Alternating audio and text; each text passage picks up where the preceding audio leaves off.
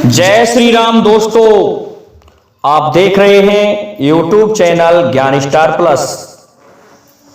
तो दोस्तों, आप सभी का हार्दिक स्वागत और अभिनंदन। आज हमने फिर से कमेंट चुना है श्रीमान ओम प्रकाश सिंह जी का, और ये लिखते हैं कि बोली लगी थी हरिश्चंद्र महारानी की बीच बाजार में, क्या कारण था कि कालू भंगी ने खड़ा होकर के खरीदा था बीच बाजार में। तो दोस्तों, बहुत सुंदर कमेंट श्रीमान ओम प्रकाश सिंह जी का। तो दोस्तों, आते हैं मूल कंटेंट पर। क्या होता है कि हरिश्चंद्र महाराज भगवान श्री राम के कुल में, भगवान श्री राम से पहले उत्पन्न हुए थे और सत्य का राज करते थे।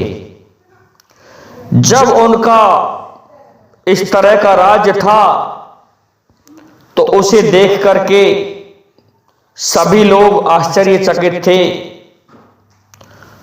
इंद्र आदि सभी परेशान थे। तो उन्हें परखने के लिए विश्वामित्र जी को भेजा जाता है और विश्वामित्र जी परीक्षा करते हैं कि ये वास्तव में सत्य का राज कर रहा है या कैसा राज करता है, कितना सत्यवादी है। तो दोस्तों, उनके सत्य की परीक्षा के लिए 12 का रूप रख लेता है विश्वामित्र और जाकर के उनके बाग को उजाड़ने लगता है। जब वहां के मालियों ने उसे रोकना चाहा तो वह 12 नहीं रुक पाया। माली ने जाकर के कहा महाराज हरिश्चंद्र से कि महाराज, एक इस प्रकार का 12 आया है जिसने आपकी समस्त फुलवाड़ी को उजाड़ दिया है, और ऐसा है वह हमसे नहीं भगाया गया। तो हरिश्चंद्र महाराज कहने लगे, साँझ भई सूरज ढला, जा माली निज धाम, इस दम जीव सतावना, तो महापाप का काम। हे माली, ऐसा है, अब शाम का वक्त हो गया, इसलिए अब तू अपने घर को जा, और इस समय जीव को सताना महान पाप का कार्य होता है। इस दम जीव सतावना, महापाप का काम, होते फजर ही देखूंगा 12 बलंकारी को,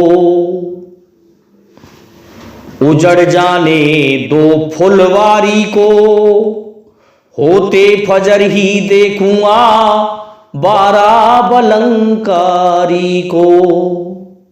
तो इस प्रकार से कहकर के कि मैं प्रातः काल ही उस 12 को देखूंगा, तुम यहां से जाओ।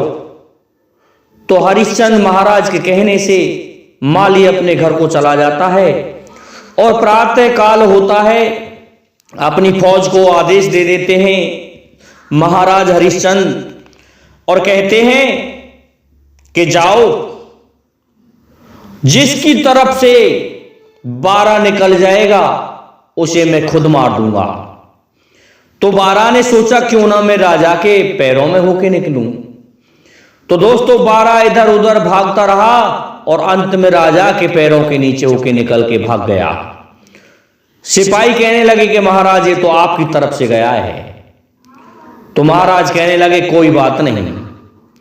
उस 12 का पीछा करते हुए महाराज हरिश्चंद्र जाते हैं। तो वह 12 आगे जाकर के विश्वामित्र जी के वेश में आ जाते हैं।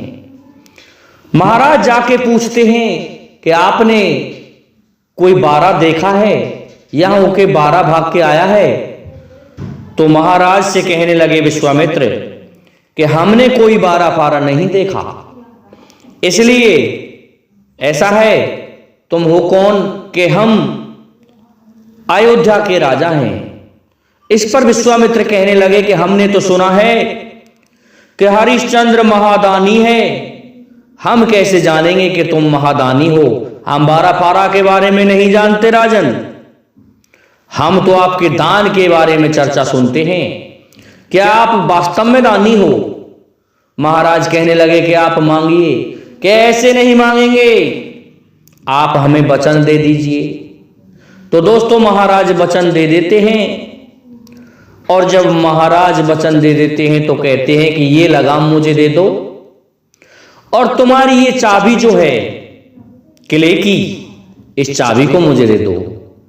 इस प्रकार से कुंडी लगाम ले लेते हैं विश्वामित्र जी और कहते हैं अब आप मुझे 60 भार सोना और दीजिए। तो दोस्तों राजा ने कहा चलो अभी दे दूंगा। जब जाकर के खजाने की तरफ जाने लगे तो कहने लगे कि ये तो पहले ही मेरा हो गया, मैं कुंडी लगाम ले चुका हूं, लेकिन 60 भार सोना अब आप मुझे कहां से दोगे। दोस्तों 60 भार सोने के लिए रानी और महाराज और उनका पुत्र रोहितास तीनों ही जाते हैं और जाकर के बिकते हैं।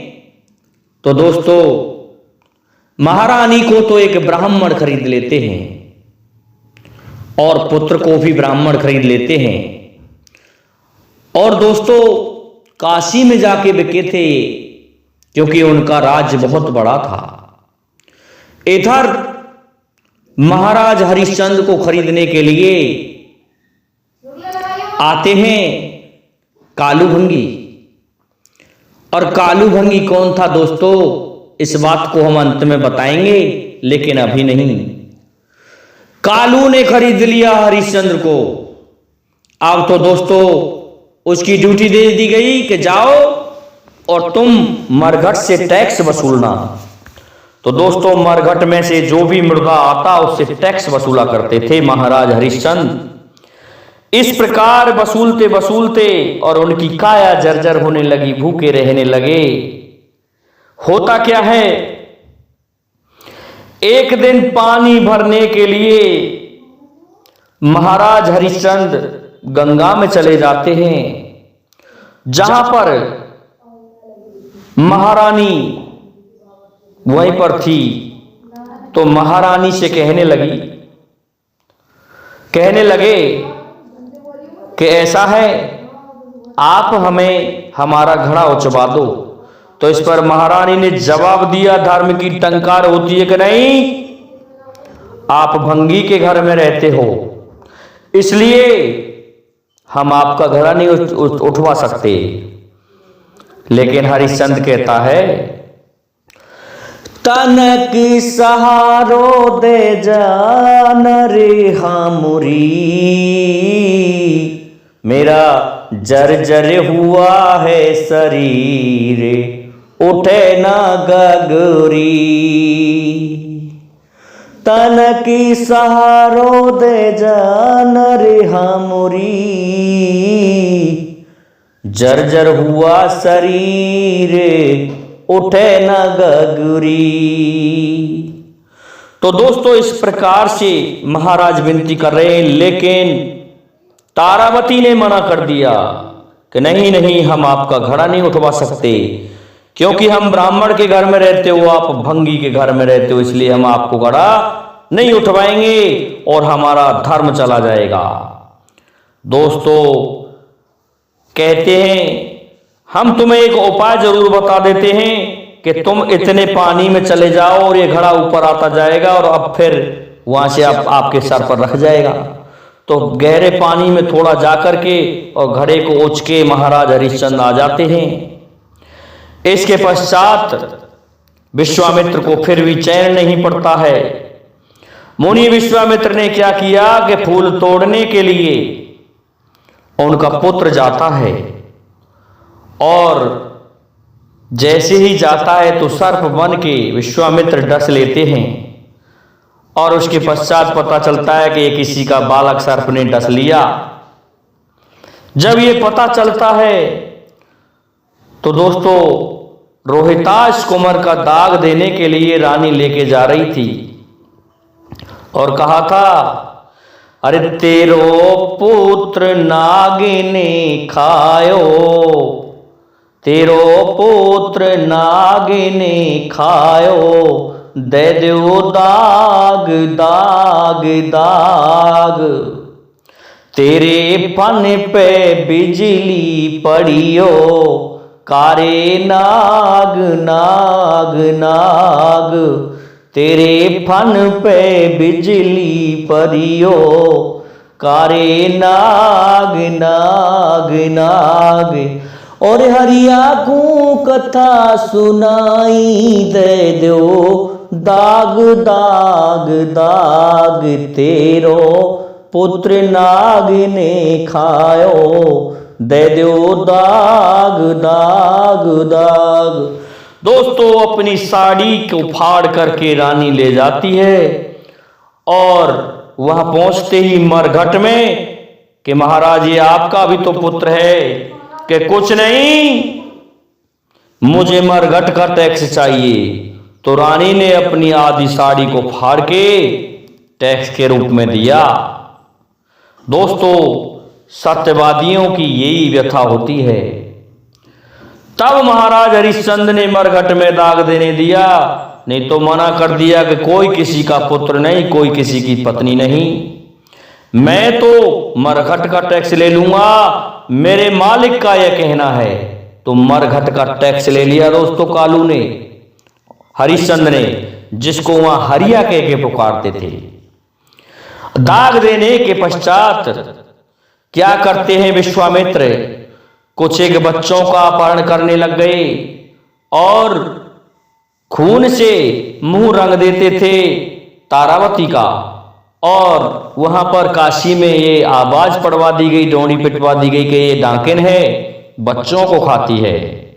तो दोस्तों रानी को दंड दिया गया कि ऐसा है, इसको कल तुम समाप्त कर दो।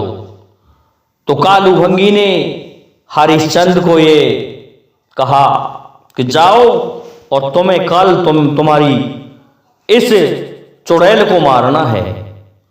दोस्तों जब मारने जाता है हरिश्चंद्र तो पहले तो सोचता है कि ये तेरी रानी है, लेकिन क्या कहता है कि नहीं, इस दुनिया में कोई किसी का नहीं है, ना कोई किसी की रानी, ना कोई किसी का कुंवर, केवल सत्य की टंकार है।